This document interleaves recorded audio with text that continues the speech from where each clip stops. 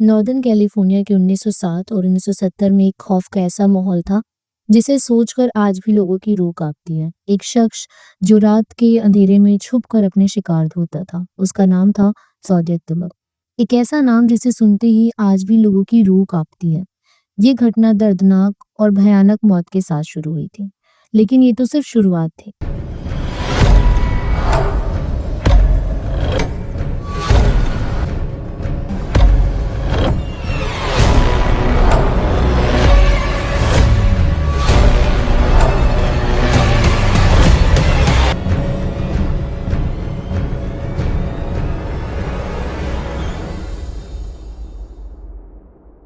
दिसंबर 20, 1968 की एक सुकून भरी रात में लेक हरमन रोड के एक सुनसान कोने पर 17 साल के डेविड फराडे और 16 साल की बेटी लो जेंशन अपनी कार में बैठकर शायद कुछ प्यार के लम्हे गुजार रहे थे।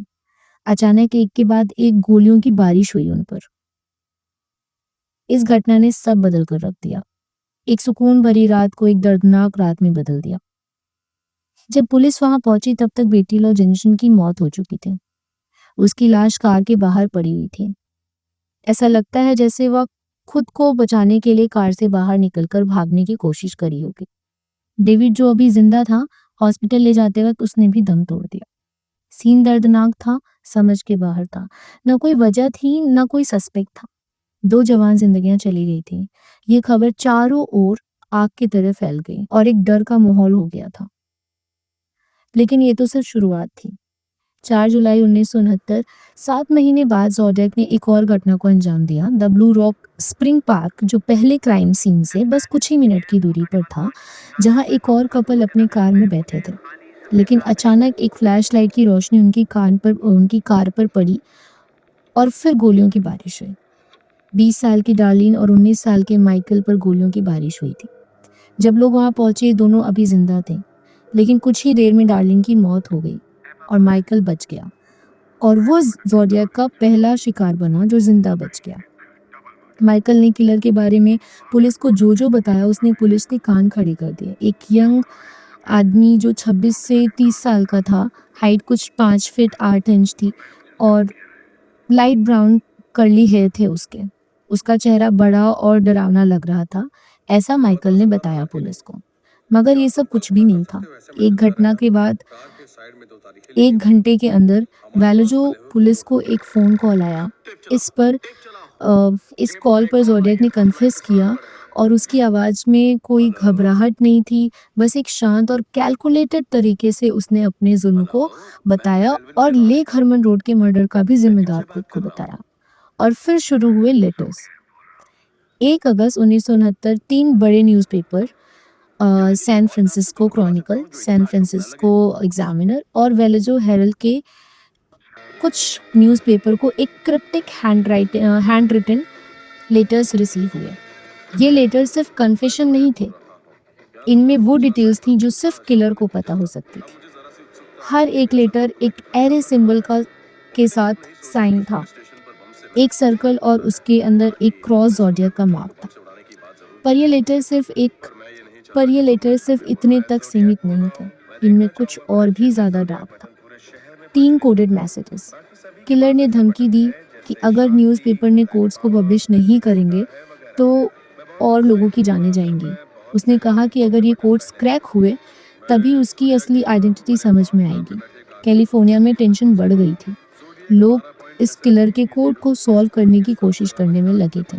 हर कोई ये समझना चाह रहा था कि ये कौन है और ये ऐसा क्यों करना चाह रहा है और इसे कैसे रोकें। अगस्त 4, 1969 में एक और लेटर आया और इस बार उसकी शुरुआत हुई एक लाइन के साथ जो कभी नहीं भूली जा सकती। This is the zodiac speaking. पहली बार किलर ने खुद को ज़ोडिएक कहा। कुछ दिन तक ये कोड्स अनसॉल्व रहे, लेकिन 8 अगस्त को कैलिफोर्निया को एक कपल ने एक कोड को क्रैक कर दिया। जो उन्होंने पढ़ा वो काफ़ी डिस्टर्बिंग था। को मारना अच्छा लगता है क्योंकि उन्हें मारने में मुझे बहुत मज़ा आता है, उससे भी ज़्यादा मज़ा जो जंगल में जंगली जानवरों का शिकार करके मिलता है, क्योंकि इंसान सबसे खतरनाक जानवर है मारने के लिए। कुछ ऐसा जो मुझे बहुत सनसनीखेज अनुभव देता है। ये किसी औरत के साथ यौन तृप्ति से भी कहीं बेहतर है। सबसे बढ़िया बात तो ये है कि जब मैं मरूंगा मैं स्वर्ग में दोबारा जन्म लूंगा और उन सबको जिन्हें मैंने मारा है मेरे गुलाम बन जाएंगे। मैं तुम्हें अपना नाम नहीं दूंगा क्योंकि तुम मुझे रोकने की कोशिश करोगे या बाद के जीवन के लिए मेरे गुलाम इकट्ठे करने बंद कर दोगे। इस मैसेज से एक ट्विस्टेड माइंड का पता चलता है, जो सिर्फ प्लेजर के लिए नहीं बल्कि अपने क्राइम्स को स्पिरिचुअल माना करता था। ज़ोडिएक ने अपनी हत्याओं का सिलसिला जारी रखा और अगले कुछ सालों में 3 और जिंदगियां छीन ली। हर नए मर्डर के बाद एक और लेटर आता, जो नए थ्रेट्स और क्रिप्टिक पजल्स के साथ होता था। किलर पुलिस को मॉक करता था और अपने सक्सेस का बोस्ट करता था, हर लेटर को अपने एरे सिंबल के साथ साइन करते हुए। और फाइनली 19 जनवरी 1974 ज़ोडिएक ने अपना फाइनल लेटर भेजा। ये छोटा था लेकिन इसका एंड अनफॉरगेटेबल था, जो भूला नहीं जा सकता। उसने एक स्कोर लिखा, me is equal to 37, SFPD is equal to 0। अगर उसका दावा सही है तो उसने 37 लोगों को मारा है और उसने 37 लोगों के परिवार को तोड़ दिया है और पुलिस अब तक उसे अरेस्ट नहीं कर पाई है। और फिर ज़ोडिएक जैसे आया था वैसे ही चला गया। ना और मर्डर्स, ना और लेटर्स, सिर्फ शांति। कौन था वो? उसने ये सब क्यों किया? और ये क्यों रुक गया? इस सवाल का जवाब अब तक किसी को नहीं मिला है। आज तक ज़ोडिएक किलर की असली आइडेंटिटी, उसकी असली पहचान एक बड़ी मिस्ट्री बनी हुई है। क्या वो एक जीनियस था, एक सैडिस्टिक प्रेडिटेटर था, या एक इंसान जो सबके बीच छुपने में माहिर था?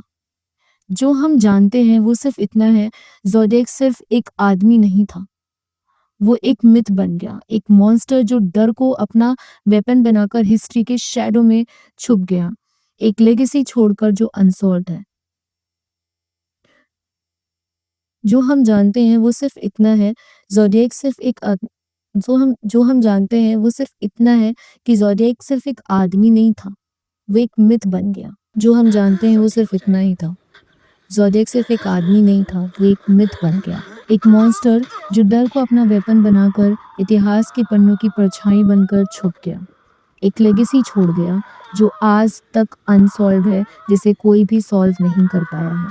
उसने ये सब क्यों किया, उसके क्या कारण थे, आज तक किसी को समझ नहीं आया।